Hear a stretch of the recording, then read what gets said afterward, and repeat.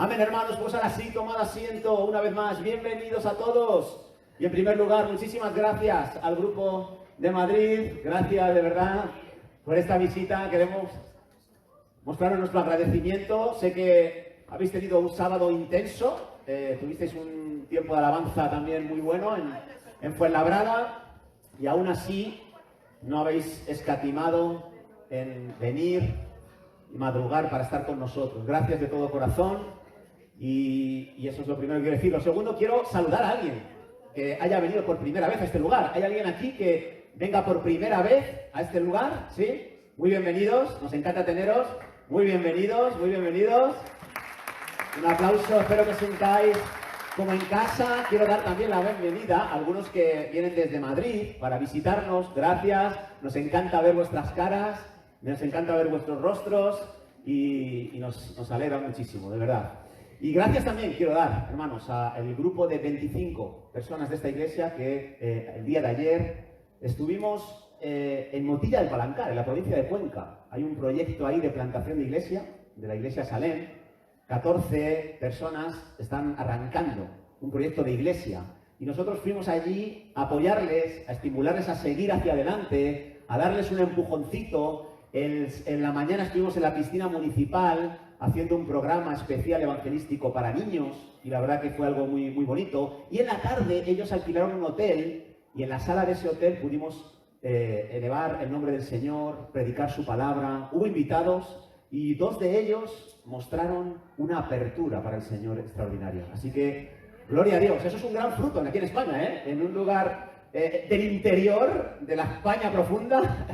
Ver a 2 personas que no conocen al Señor y que muestran su interés por seguir profundizando en ello, para mí es una gran victoria, y quiero dar las gracias a la iglesia que ha estado apoyando en oración y a este grupo de 25 que ha sido intenso. Vinimos más allá de las 11 de la noche y fue algo agotador, pero realmente muy bendecido. Así que gracias, y os animo a la iglesia a que se una para los próximos proyectos que vamos a hacer. Queremos llevar el Evangelio en Seseña, en España y hasta el último de la tierra, ¿vale? Así que contamos con vosotros. Y creo que Dios puede hacer una gran diferencia con un pequeño grupo. Puede hacerla, puede hacerla. A Jehová le da igual salvar con muchos o con pocos. Eso es algo que sabemos. Y vamos ahora sí a la palabra de hoy. Como sabéis, y los que no lo sepáis, os lo digo, en el mes de julio y agosto estamos viendo una serie de enseñanzas basadas en las bienaventuranzas, ¿vale? Y estamos analizando esa sección del conocido como Sermón del Monte, que Jesús habló a una multitud. En principio era un sermón dirigido a sus discípulos, pero la multitud le siguió, interrumpió ese momento que quería tener Jesús con sus discípulos y dijo Jesús, pues me van a escuchar, me van a escuchar. Y Mateo 5, Mateo 6 y Mateo 7 nos describe ese discurso que Jesús dio a una multitud desde un monte, ¿vale? Y nosotros nos estamos enfocando en las bienaventuranzas y estamos diciendo, en primer lugar, lo que significa el término bienaventurado. ¿Recuerdas? Significa feliz, dichoso, satisfecho, contento, doblemente bendecido. Todo eso significa el término bienaventurado. Y me llama la atención porque Jesús está diciendo algo increíble. Está diciendo que la felicidad está relacionada con tu fidelidad a Dios y a sus verdades. La felicidad, ¿quieres ser feliz? Oye, todo el mundo dice, yo estoy aquí para ser feliz en esta vida, ¿no? Vale, pues que sepas lo que dice Jesús, el gran maestro de toda la historia de la humanidad. La felicidad depende de tu fidelidad a Dios y a sus verdades. ¡Wow! ¿Quieres sentirte completo? ¿Quieres sentirte dichoso? ¿Quieres sentir que tu vida cuenta, que tiene un propósito extraordinario? Está relacionado esto con tu fidelidad a Dios y a sus verdades espirituales. El otro día hablaba con un hermano que ha decidido dejar de apostar por Dios. ¿Y sabes qué argumento dio? Quiero ser feliz. Así que voy a probar otra forma al margen de Dios. ¡Oh! Qué dolor para un pastor escuchar eso, ¿no? Qué dolor. Porque sabes que está equivocado, que no puede ser feliz alejado de Dios. No puede ser feliz alejado de las verdades bíblicas. Y cada verdad bíblica que el Señor nos presenta en las bienaventuranzas tiene recompensas que llenan nuestra vida. Hemos visto varias, por hacer un resumen. Hemos hablado de ser pobres en espíritu. Tiene una recompensa. ¿Puedes darme la diapositiva, Roberto, de las bienaventuranzas? Tiene una recompensa. Los pobres de espíritu dice que de ellos son el reino de los cielos. Hemos hablado de los que lloran, serán consolados. Hemos hablado de los mansos, heredarán la tierra. Hemos hablado de los que tienen hambre y sed de justicia, serán saciados. Hemos hablado de los que son misericordiosos, recibirán misericordia. Y hablamos la semana pasada de los de corazón limpio. Son felices los de corazón limpio y ellos verán a Dios. Hoy quiero hablar acerca de la penúltima de estas bienaventuranzas. La semana que viene cerraremos este ciclo. Quiero hablar acerca de esta bienaventuranza que dice Jesús, que son felices los pacificadores. Son felices y serán llamados hijos de Dios. Los pacificadores, cuando te encuentres delante de ellos, dirás, estos son hijos de Dios. Y vamos a hablar un poco acerca de quiénes son los pacificadores, porque quiero decir que los pacificadores son aquellos que buscan la paz.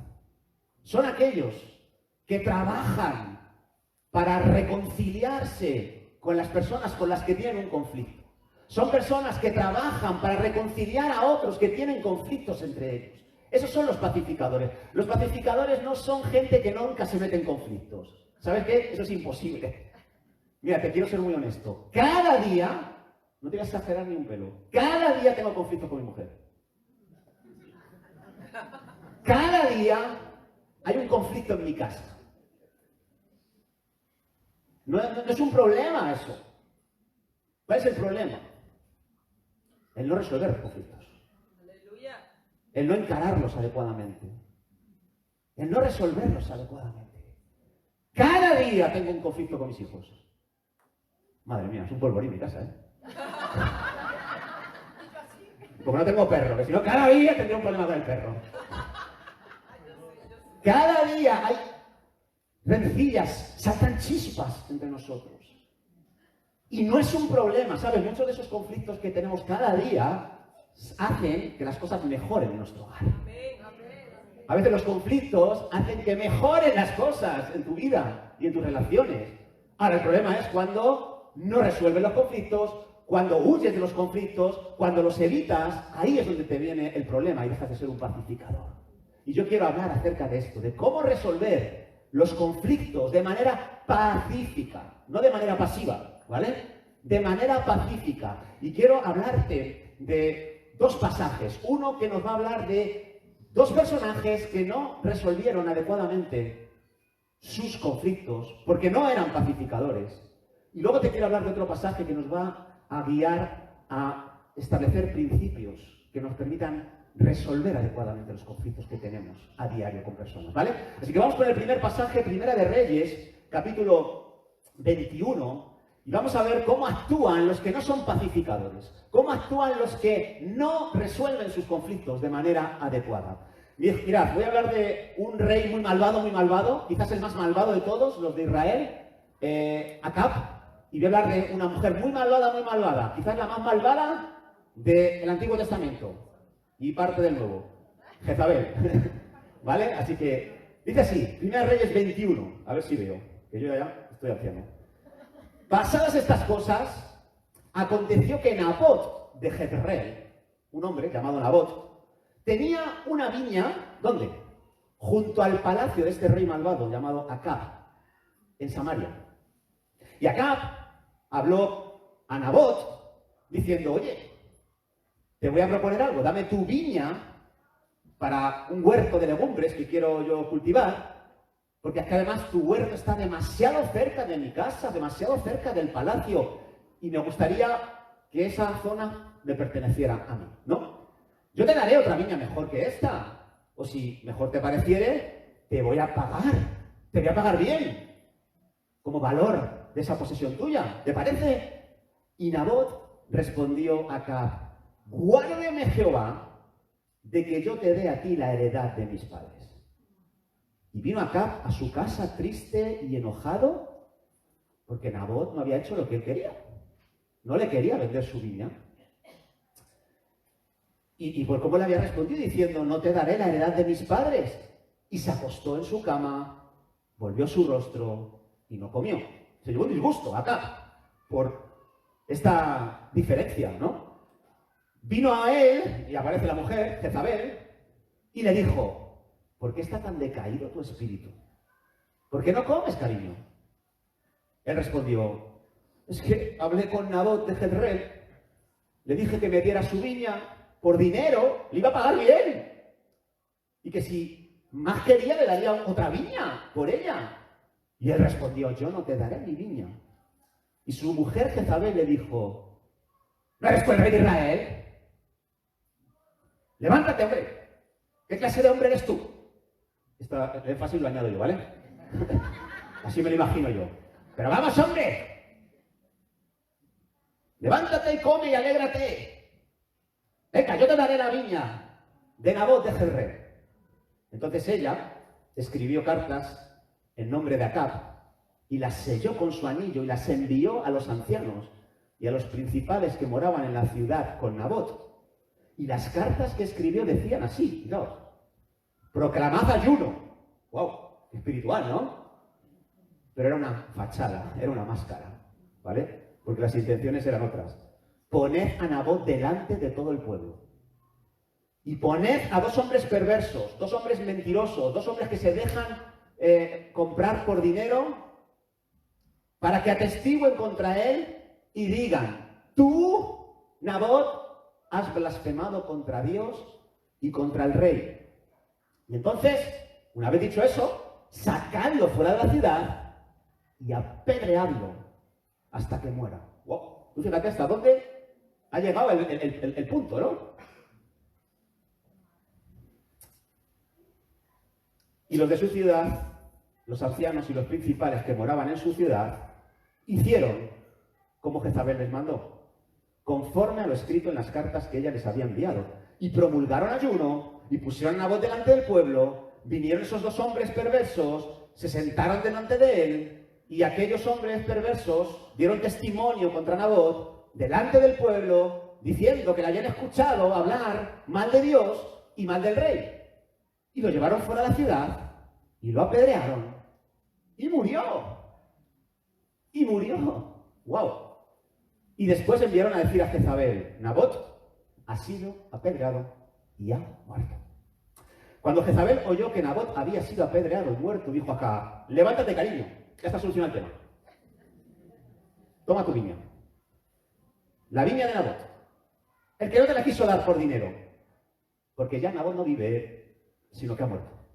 Y oyendo acá que Nabot era muerto, se levantó para descender a la viña de Nabot para tomar posesión de ella. Pero ahí no acaba la historia. Ahí no acaba la historia. Porque vino palabra de Jehová a Elías, diciendo, levántate, desciende a encontrarte con Acab, rey de Israel, que está en Samaria. He aquí, él está en la viña de Nabot. No es su viña, es de Nabot, a la cual ha descendido para tomar posesión de ella. Ve y le hablarás diciendo, así ha dicho Jehová, ¿no mataste y también has despojado? Y volverás a hablarle diciendo, así ha dicho el Señor, en el mismo lugar donde lamieron los perros la sangre de Nabot, los perros lamerán también tu sangre, tu misma sangre. Pero no acaba la historia aquí. No solo ha muerto Nabot, no solo va a morir Acab. Versículo 20. Y Acab dijo a Elías, ¿me has hallado enemigo mío? Él respondió, te he encontrado porque te has vendido a hacer lo malo delante de Dios. Y he aquí yo traigo mal sobre ti y barreré tu posteridad y destruiré hasta el último varón de la casa de Acab, tanto al siervo como al libre. ¡Wow! Ahí acabó este conflicto. ¿Qué te parece? ¿Estamos ante un caso de pacificadores o no?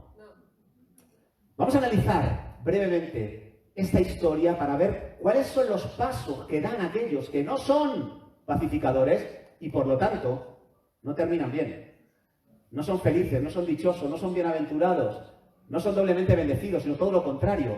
Pasos que si nosotros los evitamos, evitaremos también las consecuencias que experimentó los protagonistas de esta historia. Y para verlo de manera más clara, quiero presentaros una herramienta que se llama la curva del conflicto. ¿Habéis oído hablar acerca de ella, la curva del conflicto? Bueno, es una curva que nos ayuda a ver cómo evolucionan los conflictos, ¿vale? Y cómo descienden, cómo se van resolviendo los conflictos, ¿vale? Y hay una serie de pasos que son pasos de escalada y que nos llevan a no resolver el conflicto, sino a empeorarlo.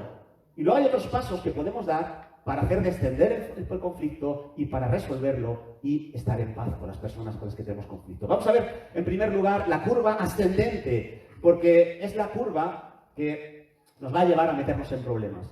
En primer lugar, quiero decirte que lo primero que sucede en un conflicto, y que es la causa de todos los conflictos, es que hay una diferencia. ¿Cómo empiezan los conflictos? Con una diferencia, sí, algo sencillo. Surge por un pequeño desacuerdo entre dos o más personas. En la historia que hemos leído, todo comienza con un desacuerdo. Acab se levanta, ve una viña demasiado cerca de su palacio y la quiere para él. Y baja y le dice al propietario de esa viña, a Nabot, quiero esa viña, estoy dispuesto a pagártela. Y si no, te doy otra, donde tú quieras. Pero ¿qué pasa? Que Nabot dice, yo contigo no hago negocios. Yo sé de qué calaña eres tú. Yo sé quién eres y yo no quiero hacer contigo negocios, no quiero tu dinero, no quiero nada tuyo. Y hay un desacuerdo. Y eso es el origen, el germen de un conflicto. Y sucede igual en nuestras casas, cuando un matrimonio. ¿Cómo comienza todo? Comienza con una diferencia. Y a veces de lo más sencilla. Una diferencia entre, oye, quiero comprar esto, pues yo creo que no deberíamos comprarlo. Ya está, todo comienza con algo sencillo. Oye, a mí es que me gustaría cambiarme de vivienda, me gustaría ir a vivir a otro sitio, a las afueras. Ah, no, pues yo quiero en el centro de Madrid vivir. Algo sencillo. Cada uno tiene sus preferencias. Oye, pues a mí me gustaría comer lentejas. Pues a mí no, ni de broma, vamos. Pequeñas diferencias de opinión que empiezan a poner en marcha el conflicto en el matrimonio. El vecindario. Todo comienza con un pequeñito fuego. Oye, pues que yo quiero que haya más flores en la urbanización. Pues a mí me parece que no, además tengo alergia. Y empieza con una diferencia. No, pues yo creo que deberíamos ponerle sal a la piscina. No, no, que eso es muy caro, yo con cloro suficiente. Pequeñas diferencias, absurdeces, que pueden empezar a originar la escalada de los conflictos. O en la iglesia, oye, pues que a mí este estilo de música no me gusta. Pues a mí sí. Y ya está. Y por ahí se arranca muchas veces las dificultades y las crisis en las iglesias. Oye, que es que yo creo que se le da demasiado presupuesto al área del ministerio infantil y debería dársele menos y dar un poco más de presupuesto al área de jóvenes. Pero, perdona, ¿tú quién eres? Yo soy el líder de jóvenes. Claro, siempre cada uno lo ve de una manera diferente. Pequeños desacuerdos que comienzan incluso en conversaciones cotidianas de poscomida. Pues yo creo que hay que votar a los de la derecha. Pues no, que los de la derecha nos han robado un montón, a los de la izquierda. ¿Pero cómo a los de la izquierda? ¿A los de centro? No, a los de arriba, no, a los de abajo, ¿no? Diferencias en conversaciones a nivel político, y no hablamos de deporte, ¿vale? Lo que cuesta convencer a los madridistas que el Barça es el mejor equipo. Diferencias, ¿veis? Eso es una diferencia, algo sencillo, pero que origina los conflictos. Y que no se queda ahí, porque mira, hay un segundo paso en esta curva del conflicto que tiene que ver con lo que llamo yo el análisis o la reflexión. Cuando surge la diferencia, no se queda ahí la cosa. Cada uno, cuando se separa después de esa diferencia, se va a su casa rumiando lo que acaba de suceder. Eso le pasó a Acab. Acab terminó de hablar con Nabot, no se entendieron, cada uno pensaba de manera diferente y se fue a su casa, dice, triste, enfadado por esa palabra que le había dicho. Se acostó en la cama allí y decía, me ha dicho que no daré mi heredad, la heredad de mis padres a ti, no te la daré. Y se quedó ahí dándole vueltas a las palabras de Nabot, diciendo, ¿cómo me ha dicho eso? ¿Por qué a mí, que soy el rey, no me ha querido vender la viña? ¿Qué ha pasado? ¿Cómo me habla así? ¿Por qué me dice que soy una persona que no soy de confianza? ¿Por qué no soy una persona que no es de fiar? ¿Pero por qué? Cuando nosotros tenemos desacuerdos y diferencias, lo próximo que sucede es eso. Empezamos a darle vueltas. Lo que hemos hablado, lo que yo le he dicho a él o a ella, lo que ella me ha dicho, lo que él me ha dicho a mí. Y empezamos a dar, ¿por qué me lo dijo? ¿Pero cuál fue la causa de esta discusión? ¿Pero por qué se enfadó tanto? ¿O por qué me enfadé tanto? Y empiezas a darle vueltas una y otra vez y te preguntas, ¿pero podríamos haber evitado esto? Pero, joder, ¿cómo me dijo esa palabra concreta? Oye, ¿qué daño me ha hecho esto? ¿No? Empiezas a darle vueltas y de ese análisis, de esa reflexión, se escala a una nueva etapa, que es la que yo llamo la etapa de la crisis. Ahora ya sí que el conflicto, el problema, la diferencia, pues aumenta en intensidad. Es el tercer paso, el de la crisis. Aumenta y la situación ya se vuelve más aguda, más preocupante. De hecho, en el pasaje que hemos leído, llegó este hombre acá, se acostó en su cama, volvió su rostro y no comió. Y no comió. Decidió no comer. Y estaba muy enfadado ya, estaba enojado, estaba triste, con una especie de pseudo-depresión. Y ya estaba provocando una crisis esa diferencia de opinión. Ya estaba provocando una amenaza. Porque el rey ya no estaba actuando con normalidad. Y eso es lo que sucede cuando las diferencias no se tratan adecuadamente. Después de reflexionar, puede surgir la crisis, la amenaza. Y se manifiesta de distintas maneras. Pues con emociones muy desagradables, enfado, enojo, frustración, tristeza, agresividad interna. O incluso se manifiesta la crisis en el día a día. Si, por ejemplo, has tenido una diferencia con un amigo y te ha dolido al recordar lo que ha sucedido, pues muchas veces pasa el tiempo y te dejas de llamar con el amigo. Intentas no coincidir en los mismos lugares que este amigo, que esta amiga con la que has tenido ese conflicto, ¿sí o no? Empieza a haber una amenaza ahí, una crisis palpable, latente. O si, por ejemplo, es con tu esposo, con tu esposa, si el calentón que habéis tenido, la diferencia que habéis tenido, se os está escapando de las manos, si se produce una amenaza, muchos matrimonios se tiran días, semanas y meses sin hablarse. Y eso se llama crisis, señores. Crisis, amenaza. El conflicto se está agudizando, se está volviendo más intenso. Pero no nos hemos vuelto a discutir, no hemos vuelto a gritarnos. Ya, pero no habláis. Hay una crisis ahí. No es algo baladí, no es algo que haya que ignorar. O, por ejemplo, si el jefe, si has tenido una discusión con un jefe, a lo mejor no habéis vuelto a enzarzaros en la discusión, pero si te das cuenta que te ha bajado el sueldo, si te das cuenta de que te ha degradado de categoría, estamos hablando de una amenaza ahí. Estamos hablando de que el conflicto está evolucionando, aunque no te lo haya dicho a la cara. Hay síntomas, hay evidencias con los hijos igual. Si estás en una batalla con tus hijos, en un conflicto que no se está resolviendo bien, el momento de amenaza o de crisis puede ser el momento en el que tus hijos pasan más tiempo en la habitación escondidos que contigo. Y puede ser una señal de crisis, de amenaza. Ya no hablan tanto como hablaban antes. Comes con ellos y hay un silencio apoteósico. Y sabes que hay una crisis ahí, aunque no lo quieras reconocer. Y este es el punto donde deberíamos reaccionar, ¿vale? La mayoría de los conflictos llegan hasta ahí, mínimo. Y ahí es donde tendríamos que recorrer el camino de descenso en esta curva. Porque, dame una diapositiva más, Roberto. Si pasamos al siguiente nivel, hay una línea que yo llamo la línea de no retorno. Como no trabajes en ese momento de la amenaza y la crisis hacia la resolución pacífica, se te va a escapar de las manos y te vas a subir a la cumbre de la curva del conflicto.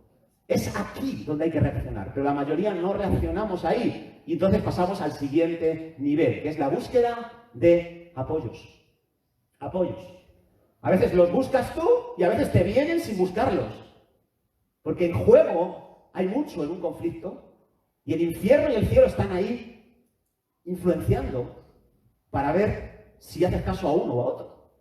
Y a veces el infierno te trae un apoyo inadecuado, te lleva a hacer una alianza con personas que no te convienen para la resolución del conflicto. Eso le pasó a Acab.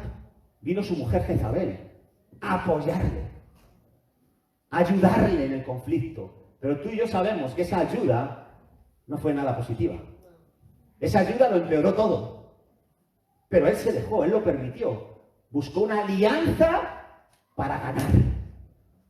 Y recuerda, un pacificador no busca ganar en medio del conflicto, busca resolver pacíficamente el conflicto. Es la diferencia, ¿vale? Entonces, cuidadito con los aliados, porque hay algunos que no convienen. No convienen en situaciones de crisis relacional, de crisis por causa del conflicto. ¿Cuáles son los aliados que no convienen? Pues mira, si hay amigos a tu alrededor que no has terminado de explicarle el caso y ya está sacando partido por ti, no conviene. No conviene tenerle como aliado. Si está contigo a muerte, seas bueno o malo, hagas bien o mal, no te conviene un aliado así. Te va a cegar, te va a llevar a la perdición. No te convienen los aliados que disfrutan escuchándote para luego difundir lo que le has contado. Hay gente así. Ay, cuéntame. Parecen tan empáticos, ¿no? Cuéntame, yo te entiendo. Y están deseando escucharte para salir corriendo y publicarlo en las redes sociales todo. Mira lo que sé. Mira lo que me he enterado. No te conviene aliarte con chismosos. No te conviene aliarte con personas que les encanta tener información privilegiada y difundirla. No te conviene ese tipo de personas en medio de la crisis relacional. No te convienen personas que no cotejan la información. Hay personas que te escuchan o escuchan a otra persona, pero nunca escuchan a la otra parte del conflicto. No te conviene. Y quiero deciros, hermano, abro un paréntesis, los que somos líderes, los que son consejeros bíblicos, por favor, cuando escuches a una persona contándote su crisis, su problema, por muy convincente que sea, ponlo en cuarentena. Ponlo en cuarentena. Porque hay personas que no tienen la intención de engañarte, pero vienen contándote su historia con una visión distorsionada de la realidad. ¿Entiendes eso? Tú y yo tenemos puntos de vista sesgados de la realidad. Tú y yo, como humanos, estamos absolutamente condicionados a la hora de interpretar la realidad. No cometas el error de darle credibilidad a la primera persona que te viene a contar su historia. Dile, necesito cotejar esto. Necesito hablar con la otra parte. ¿Vale? Cuidado con darle credibilidad. No eres un buen aliado para la resolución de un conflicto si te crees a pies juntillas la primera versión que escuchas. Tienes que cotejar la información. Siempre hay 2 o 3 verdades de un asunto y tenemos que intentar descubrirla. Así que cuidado con buscar personas aliadas que no tienen resueltos sus propios conflictos. Voy a buscar un aliado para mi vida que no se lleva bien con su mujer o que está siempre en conflictos permanentes con otros. ¿Ese es un buen aliado? No lo es. Así que cuidado con ello, porque estas personas, como les des lugar a tu vida en medio de la crisis, van a promover acciones muy impulsivas. Bueno, pues mándale un mensaje y dile, ¡ah! No, pues vete a su casa y móntale un pollo. Eso fue lo que hizo acá. Perdón, Jezabel. Dijo, vale, yo te voy a decir lo que vas a hacer. Y trama un plan maquiavélico que termina con la muerte de un hombre. Pone a escribir unas cartas en las que sugiere que se soborne a testigos para apedrear a Nabot fuera de la ciudad. ¿Qué clase de consejo es ese? Y claro, lo que sucede en el quinto paso es la hostilidad. La hostilidad. Después de aliarte con personas inadecuadas, crece el fuego del conflicto en ti y pasas a la fase de la hostilidad abierta, de la agresividad, de la violencia, del daño a otros. Y eso fue lo que sucedió. Acá, el siguiente paso que se dio en su conflicto fue matar a un hombre, dejar huérfanos a unos hijos, dejar viuda a una mujer y encima quitarle su posesión. Y esa hostilidad a veces también está en nosotros cuando seguimos escalando en la curva del conflicto, cuando nos estamos dejando llevar por nuestras pasiones desordenadas y convertimos nuestra batalla en violencia. Y te vuelves violento. Como no sepas parar a tiempo el conflicto, terminas viendo una versión de ti muy agresiva y violenta. Y puede que nunca vayas a dar un puñetazo, violencia física. Puede que nunca le cojas a nadie del cuello. Pero hay otro tipo de violencia que también es muy dañina y muy lesiva. La violencia verbal. Hay cosas que se dicen con la boca, dice la Biblia, que son tan dañinas como golpes de espada en la cabeza de tu oponente. ¿Sabes? cómo se peleaban antiguamente en las guerras? Frente a frente, un cuerpo a cuerpo, y cogían con la espada y se la blandían en la cabeza a sus enemigos y a veces le partían por dos la cabeza. ¿Ha visto Braveheart o películas así? Bueno, pues dice la Biblia que hay palabras que son más hirientes y más dolorosas que un golpe de espada de ese tipo. Así que cuidado con la violencia verbal, con la violencia emocional, con la violencia psicológica, que aunque no es violencia física, pero puede dejar más marcas, más heridas y más traumas que esta. Así que cuidado con ese punto donde la hostilidad ha llegado a su cenit, porque podemos ocasionar un gran perjuicio a otras personas. Y por último, la cumbre de la curva del conflicto. No acaba todo con el daño que le hacemos a nuestro oponente por causa del conflicto. Luego hay una fase que es la que yo llamo autodestrucción. Acab consiguió la viña, pero perdió su vida y perdió también la vida de sus hijos, de sus siervos. Lo perdió todo por no resolver adecuadamente este conflicto. Y esto pasa a veces cuando llevamos el conflicto al máximo nivel. ¿Sabes quién pierde al final? Eres tú. Aunque un juez te haya dado la razón. Aunque tú hayas conseguido tener más argumentos que tu oponente, aunque la mayoría de las personas estén a tu favor, pero si no has resuelto bien el conflicto, ¿sabes? Tú vas a perder. Tú vas a perder. No vas a tener paz de Dios en tu corazón. Te va a atormentar la culpabilidad. Te va a atormentar muchas emociones negativas que hay en tu vida. Vas a tener que aliviar ese dolor de formas a lo mejor que no son agradables. Por ejemplo, con alcohol, con drogas, con el juego, con mujeres. Vas a tener que aliviar ese dolor de no haber resuelto bien el conflicto de maneras muy lesivas, muy hirientes. Y vas a terminar descuidando tu salud, tus necesidades más básicas. Vas a perder a la gente que hay a tu alrededor. Así que la autodestrucción es el último nivel de esta escalada en medio del conflicto. Así que, hermanos, esta curva nos da esa visión de cómo van escalando los conflictos en nuestra vida. Y como decía antes, no podemos permitir que nuestros conflictos lleguen a ese último punto, el de la autodestrucción. Tenemos que cortar el conflicto mucho antes, yo sugiero en la etapa de la crisis. ¿Y cómo podemos hacerlo? ¿Cómo podemos hacer descender el conflicto hacia la resolución? Mira, vamos a leer otro pasaje, con este cierro, en Santiago capítulo 4, versículos del 6 al 11. Son versículos que nos van a dar principios de cómo resolver los conflictos, cómo hacerlos descender, cómo abordarlos y resolverlos de manera adecuada y, por tanto, cómo nos pueden ayudar para ser pacificadores. Dice así: por esto dice Santiago 4, 6, Dios resiste a los soberbios y da gracia a ¿quién? A los humildes.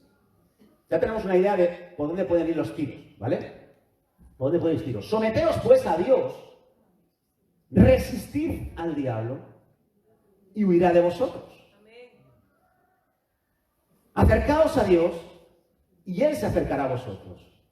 Pecadores, limpiad las manos, y vosotros los de doble ánimo, purificad vuestros corazones. Afligíos y lamentad y llorad. Vuestra risa se convierta en lloro y vuestro gozo en tristeza. Humillaos delante del Señor y Él os exaltará. Hermanos, no murmuréis los unos de los otros. Vamos a dejarlo ahí. Y de este pasaje podemos ver varias acciones que nos van a llevar a la resolución del conflicto. La primera, la hemos leído, la humildad. La humildad. Dice Santiago, Dios resiste a los soberbios, pero da gracia a los humildes.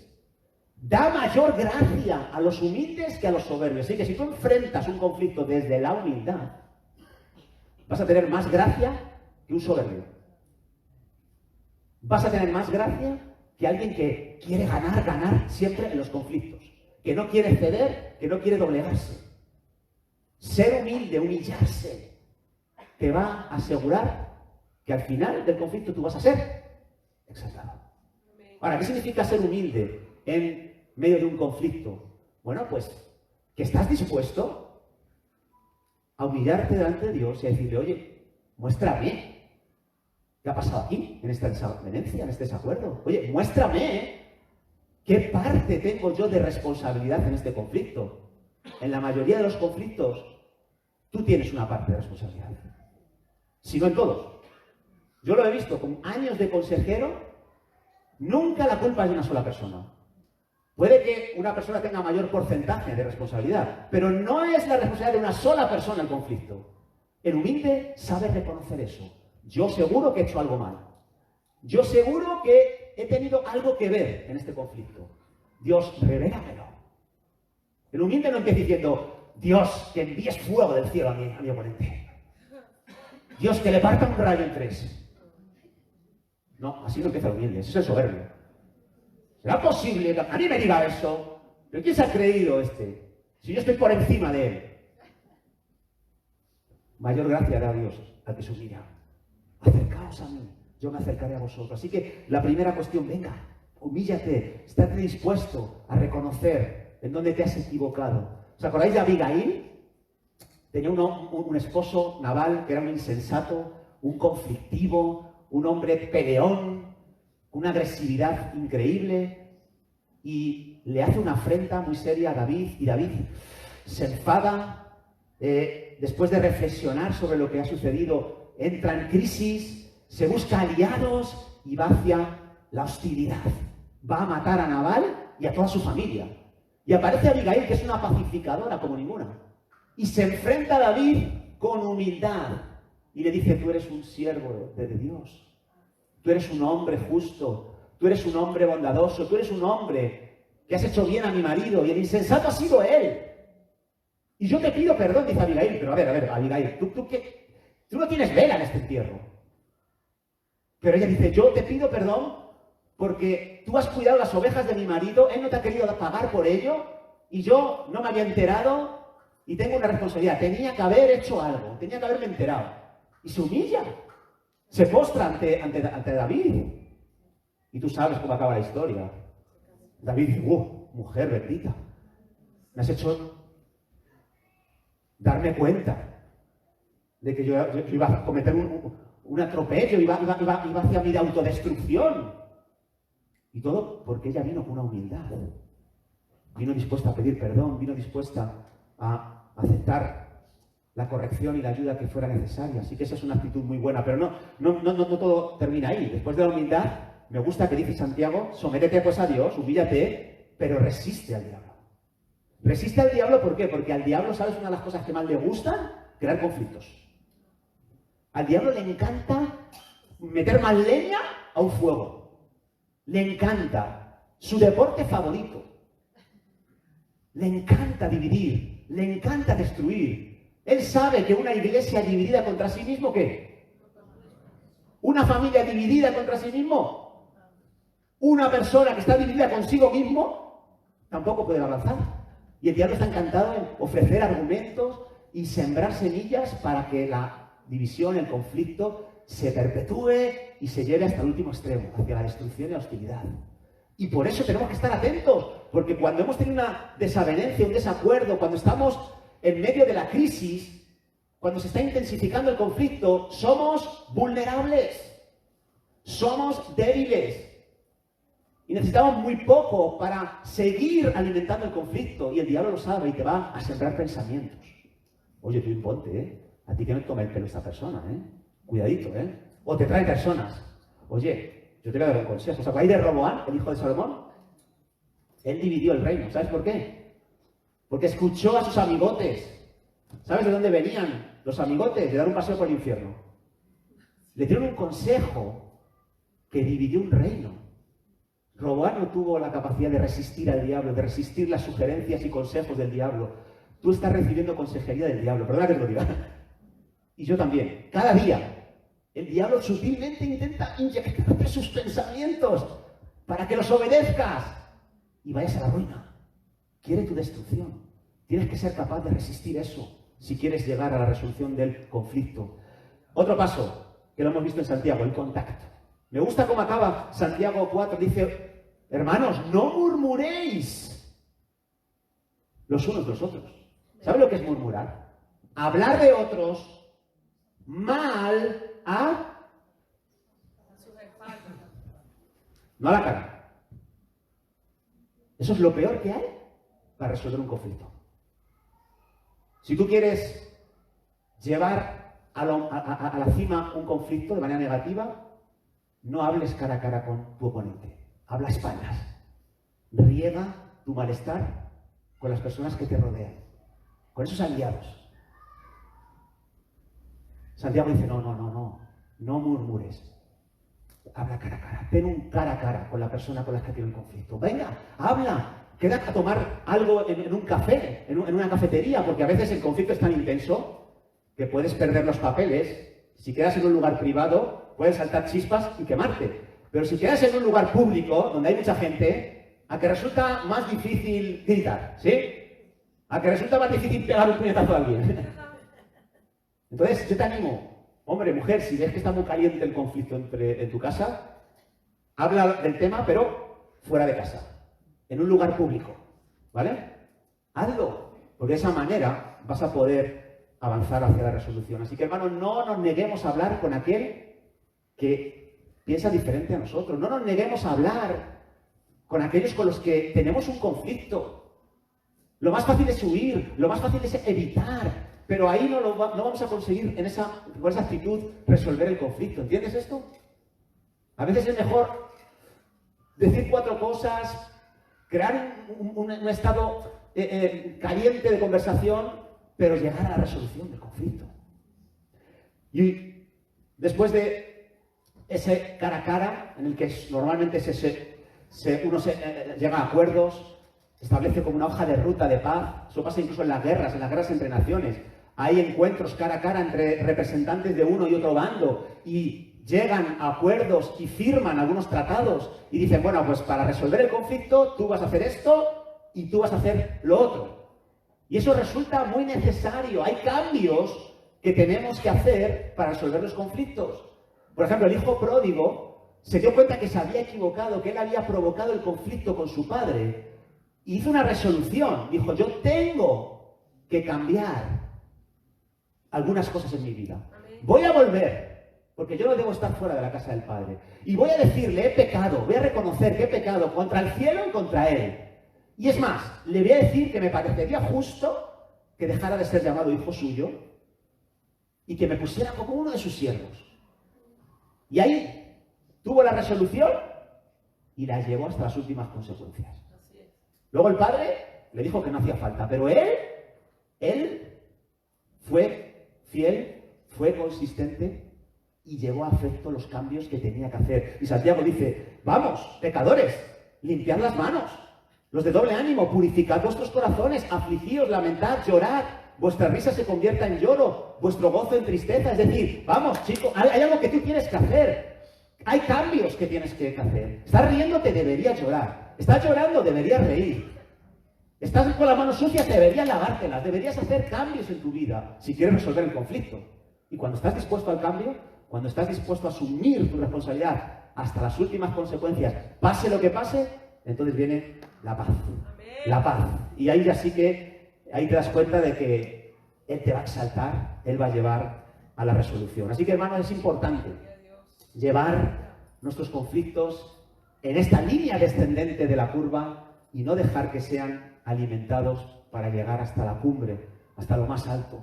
Necesitamos, como dice Romanos, fíjate este pasaje que me encanta, hermanos, pacificadores vosotros, dice, si es posible, en cuanto dependa de quién, no de ellos, de ti, de mí, estar en paz con todos los hombres. Esa es la actitud de un pacificador. Esa es la actitud de alguien que ha conocido al Señor. En cuanto depende de Él, está dispuesto a hacer lo que sea para la resolución del conflicto. ¿Del suyo o de los que tiene enfrente? Hay personas que están en conflicto a tu lado. Tú no eres parte de ese conflicto, pero ¿sabes? Si depende en algo de ti que esa gente esté en paz, deberías involucrarte en ese conflicto. Deberías mediar. Si te dicen, oye, no te metas, no te metas. Dependía algo de ti, pero hay veces que no depende de ti la resolución del conflicto. Hay veces que no te dejan los otros resolver el conflicto y tú tienes que respetar las decisiones de los demás. Pero si hay algo que tú puedes hacer, no dejes de hacerlo, dice el Señor. Serás feliz, serás dichoso, serás doblemente bendecido, estarás completo en tu vida. Y eso es un principio increíble. Ahora, hermanos, me gusta lo que dice la bienaventuranza. Bienaventurados los pacificadores. ¿Por qué? Porque ellos serán llamados, ¿qué? Hijos de Dios. No hijos de Satanás. Hijos de Dios. ¿Sabes qué? Es imposible poder resolver nuestros conflictos adecuadamente al margen de Dios. Solo los hijos de Dios pueden resolver conflictos realmente serios y amenazadores. ¿Y sabes por qué? Porque tienen la paz de Dios en su corazón. Porque tienen al príncipe de paz en su interior. Y Él provoca el milagro de que tú te puedas desenvolver adecuadamente en conflictos extremos, en conflictos realmente difíciles. Por eso, si queremos resolver nuestros conflictos, necesitamos a Jesús en nuestra vida. Fuera de Jesús no podemos ser pacificadores. Durante 19 años he estado viviendo sin Jesús. ¿Y sabes qué? No podía resolver los conflictos que se originaban en mi día a día. No podía.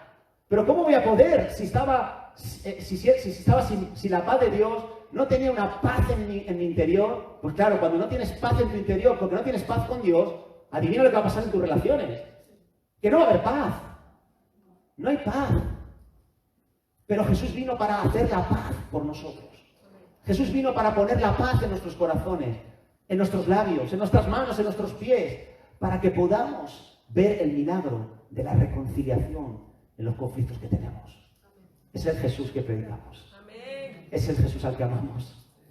El que nos ayuda en todas nuestras problemáticas, incluso las conflictivas. Así que, hermanos, ¿por qué nos ponemos en pie? Voy a pedir al grupo de alabanza